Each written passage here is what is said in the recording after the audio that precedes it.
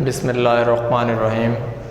पाक गैरिज़न education system के अज़ीज़ तलबा व तालिबात अस्सलामु अलैकुम।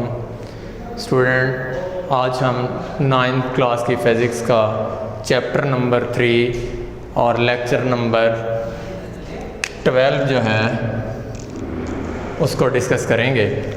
तो आज के इस लेक्चर में हम यूनिफॉर्म सर्कुलर मोशन जो है उसको डिस्कस करेंगे। तो सर्कुलर मोशन क्या होती है, सबसे पहले तो हमें ये पता होना चाहिए। तो आइए हम उसकी डिफ़ाइन देखते हैं कि the motion of an object in circular track is known as circular motion.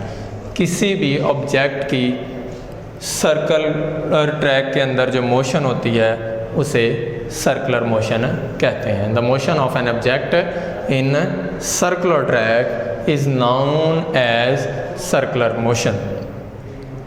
Example इसकी रोज़मर्रा ज़िंदगी के अंदर देखें तो अगर एक हम रस्सी लेके रोप लें और उसके वन एंड के साथ हम क्या करें, एक स्टोन को टाइट कर दें और अदर एंड को जो है वो अपने हाथ के अंदर जो है वो पकड़ लें, तो अगर हम जो है स्टोन को जो है सर्कुलर ट्रैक के अंदर जो है वो घुमाना शुरू कर दें, तो वजह क्या है कि कौन सी चीज़ जो है वो उसको सर्कुलर ट्रैक के ऊपर मूव करने में मजबूर करती है।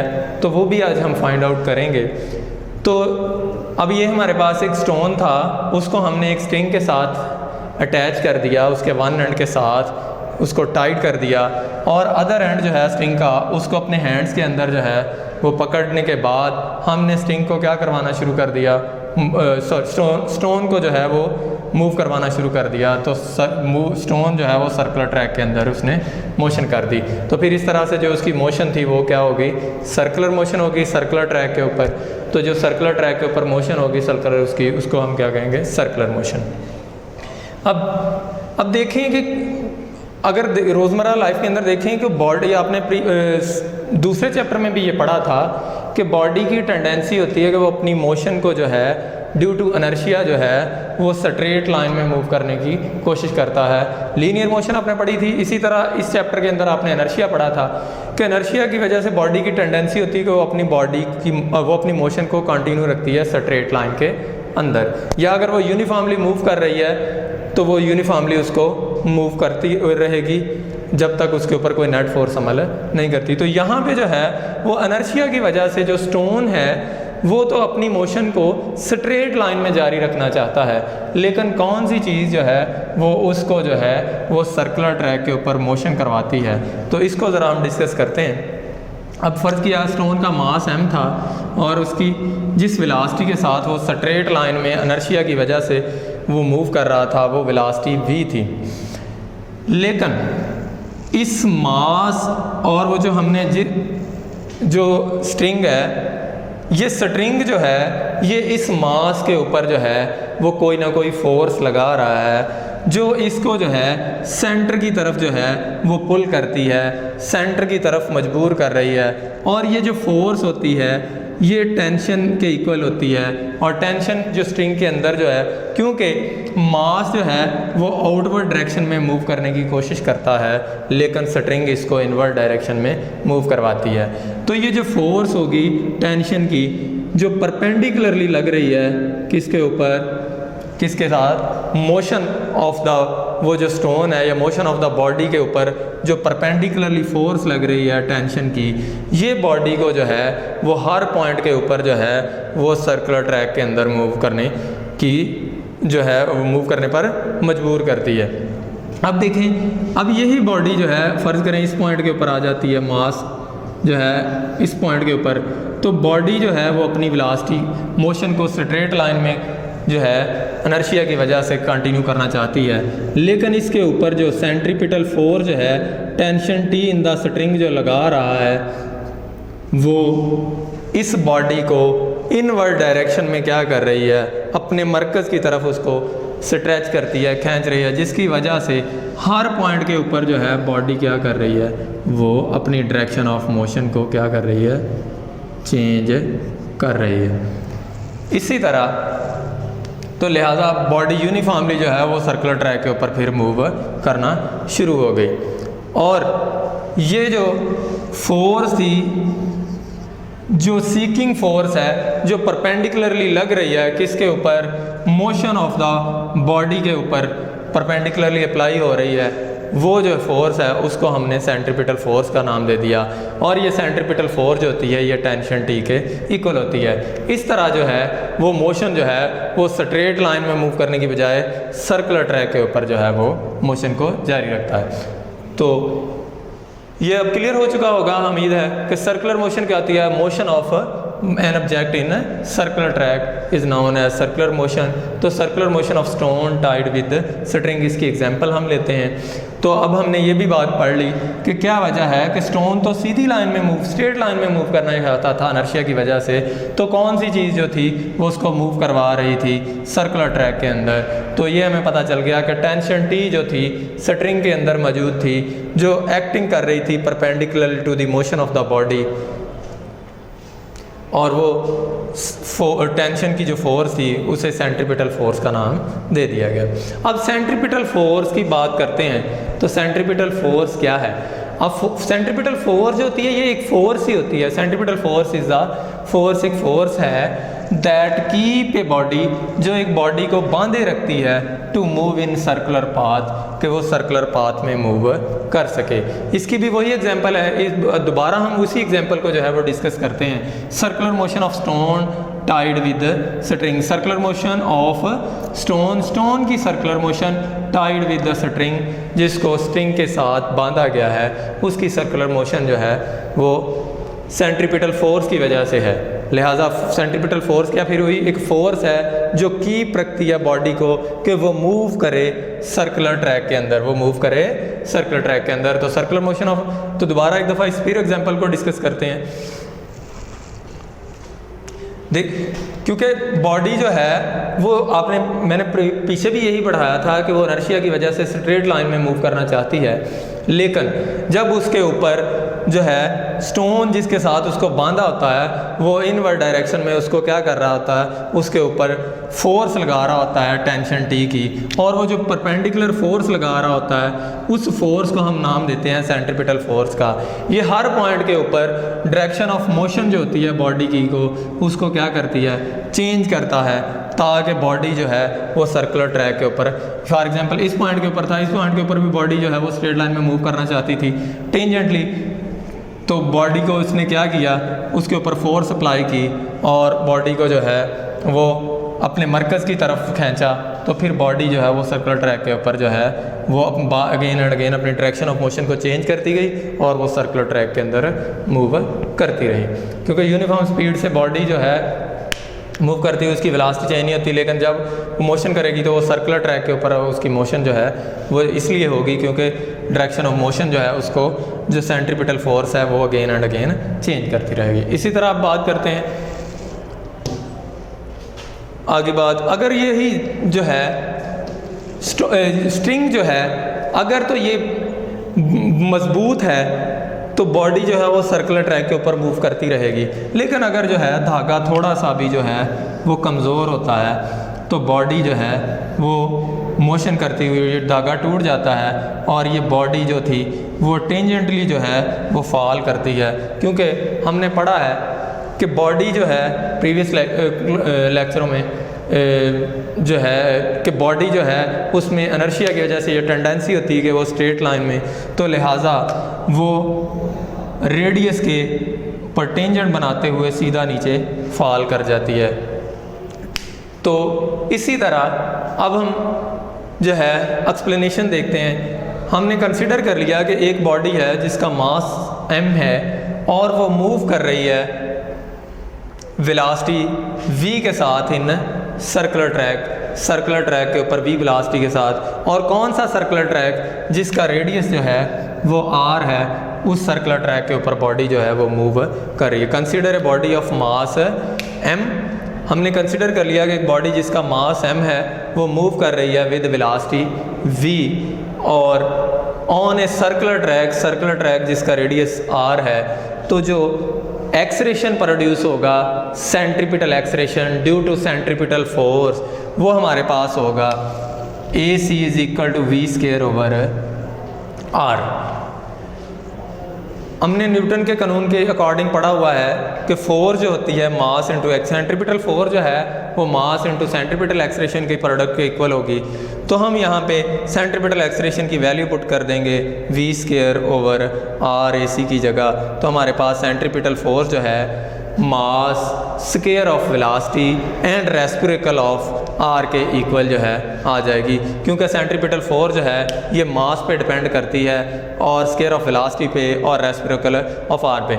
इसी तरह अगर हम एक एग्जांपल लेते हैं circular motion of moon around the earth, कि सर्कुलर मोशन जो होती है मून की अराउंड द अर्थ देखें तो जब एक मून जो है, फॉर एग्जांपल ये मून है हमारे पास और ये अपने ऑर्बिट में अर्थ के अराउंड जो है वो मूव कर रहा है, तो यहाँ पर कौन सी चीज़ जो है वो सेंट्रीपिटल फोर्स मुहैया करती है। तो यहाँ पर तो जो सेंट्रीपिटल फोर्स थी, अगर स्ट्रिंग और मास की बात करें, स्टोन की बात करें, तो यहाँ पे जो टेंशन T थी स्ट्रिंग कि जो मास आउटवर्ड डायरेक्शन में फोर्स लगा रहा था तो वो इनवर्ड डायरेक्शन में लगा रही थी स्ट्रिंग जो था, तो वो जो स्ट्रिंग के अंदर टेंशन T मौजूद थी वो सेंट्रीपिटल फोर्स प्रोवाइड कर रही थी। लेकिन यहाँ पर तो कोई हम देखेंगे कि कोई ऐसी चीज़ मौजूद नहीं है चांद और ज़मीन के दरमियान, मून और अर्थ के, कि जो सेंट्रीपिटल फोर्स प्रोवाइड करे। हमें पता है कि जब वो मून जो होगा ग्रेविटेशनल फील्ड ऑफ अर्थ के अंदर, फील्ड ऑफ अर्थ के अंदर जो है मूव करेगा, तो अर्थ जो है इसके ऊपर जो है ग्रेविटी की फोर्स जो है वो अप्लाई करेगी। तो अर्थ की ग्रेविटेशन फोर्स जो होती है, जो मून की मोशन के परपेंडिकुलर अप्लाई हो रही होती है, वो एवरी पॉइंट के ऊपर मून की डायरेक्शन को चेंज करती जाएगी और इस तरह मून जो है वो सर्कुलर ट्रैक के ऊपर मूव करेगा। तो लिहाजा वो जो ग्रेविटेशनल फोर्स थी वो सेंट्रीपिटल फोर्स मुहैया करेगी। जिस तरह यहाँ पर जो था, जो स्ट्रिंग के अंदर टेंशन T थी वो सेंट्रीपिटल फोर्स प्रोवाइड कर रही थी मोशन।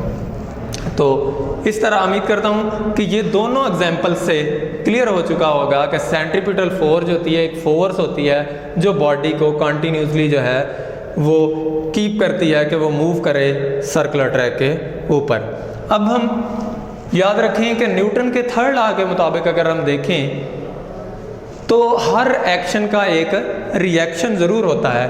तो अगर जो है सेंट्रीपिटल फोर्स होती है जो बॉडी को या स्टोन को या मून को जो है जो इनवर्ड डायरेक्शन में मूव करवाने की कोशिश कर रही होती है, उसके ऊपर इनवर्ड डायरेक्शन में फोर्स लगा रही होती है, तो उसके अपोजिट डायरेक्शन में अपोजिट डायरेक्शन में मास भी उसके ऊपर क्या कर रहा होगा, फोर्स लगा रहा होगा। सेंट्रीपिटल फोर्स के अपोजिट डायरेक्शन में कोई फोर्स लगा रहा होगा, तो उस फोर्स को हम फिर नाम दे देते हैं सेंट्रीफ्यूगल फोर्स का।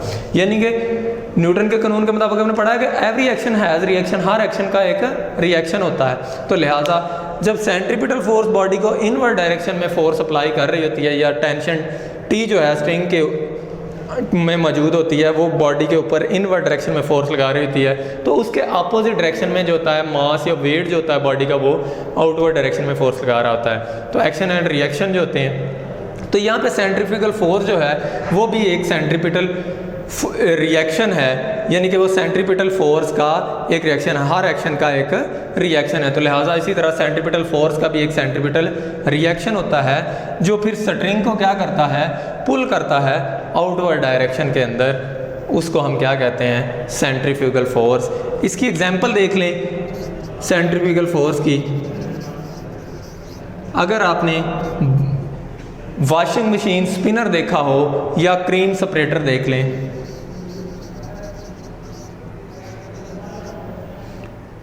सेपरेटर देख लें या वॉशिंग मशीन,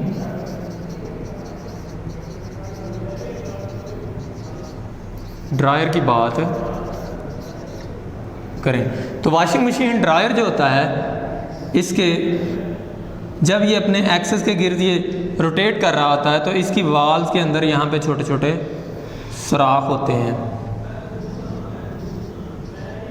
तो सेंट्रीपिटल फोर्स की कमी की वजह से क्योंकि ये दीवारें जो होती हैं जब ये स्प्रेड कर रहा होता है तो ये दीवारें उसको क्या कर रही होती हैं, सेंट्रीपिटल फोर्स प्रोवाइड कर रही होती हैं। लेकिन जब हम गीले कपड़े इसके अंदर डाल देते हैं तो ये रोटेट कर रहा होता है, तो इसके सुराखों के ज़रिए जो है वो पानी जो होता है सेंट्रीपिटल फोर्स की कमी की वजह से, यानी कि जब सेंट्रीपिटल फोर्स में कमी हो जाती है तो वहाँ पे सेंट्रीपिटल रिएक्शन जो होता है वो क्या होता है, ग्रेटर हो जाता है। तो सेंट्रीपिटल रिएक्शन की वजह से वो इन सुराखों के ज़रिए जो है वो वाटर बाहर खारिज होना शुरू हो जाता है।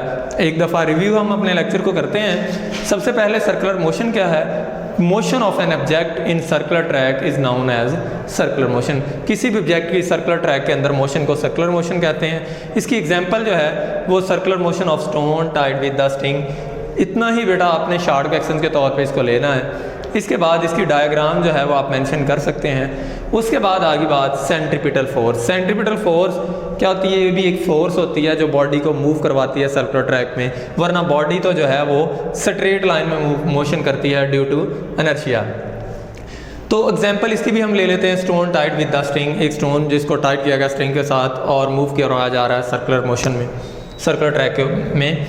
तो फिर यही एग्जांपल जो है हम इसको डिस्कस कर देंगे कि एक बॉडी जो है, एक स्टोन जो है जिसको अटैच किया गया है at the end of string, string के एंड के साथ, और जो है उसको सर्कुलर ट्रैक के ऊपर मूव करवाया जा रहा है। तो मास जो है इनर्शिया की वजह से स्ट्रेट लाइन में कंटिन्यू करना चाहता है मोशन को, लेकिन टेंशन टी जो है स्ट्रिंग के अंदर वो कोई ना कोई फोर्स अप्लाई कर रही है परपेंडिकुलरली, और वो टेंशन टी जो है वो कौन सी फोर्स अप्लाई कर रही है जो परपेंडिकुलरली, वो है सेंट्रीपिटल फोर्स। और वही फोर्स जो होती है एवरी पॉइंट के ऊपर जो होती है वो बॉडी की मोशन, डायरेक्शन ऑफ मोशन को चेंज करती है, वरना बॉडी तो स्ट्रेट लाइन में टेंजेंट बनाते हुए फॉल कर जाए।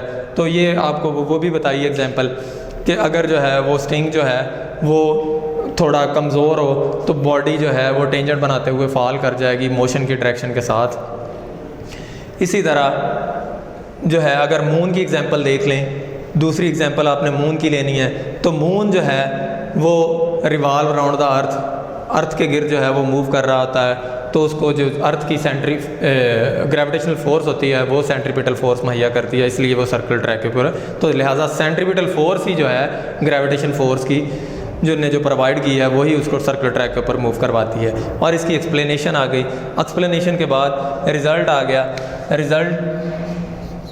रिज़ल्ट में जो है हम लिख सकते हैं कि सेंट्रीपिटल फोर्स जो है वो मास और स्क्वायर ऑफ वेलोसिटी और रेसिप्रोकल ऑफ आर के होती है। और ये डेरिवेशन तो आपको पता चल गया कि जो सेंट्रीपिटल फोर्स ने सेंट्रीपिटल एक्सलेरेशन प्रोड्यूस किया वो v स्क्वायर ओवर r के इक्वल होता है। तो यहाँ पे फिर Fc is equal to m में न्यूटन सेकंड लॉ अकॉर्डिंग हो गया, और Fc की वैल्यू हमने a की वैल्यू AC की वैल्यू यहाँ पे पुट कर दी। उम्मीद करता हूँ बेटा, और इस तरह सेंट्रीफ्यूगल ये अच्छी तरह समझ आ चुका होगा। और इसके बाद जो है सेंट्रीफ्यूगल फोर्स आ जाता है। Centrifugal force.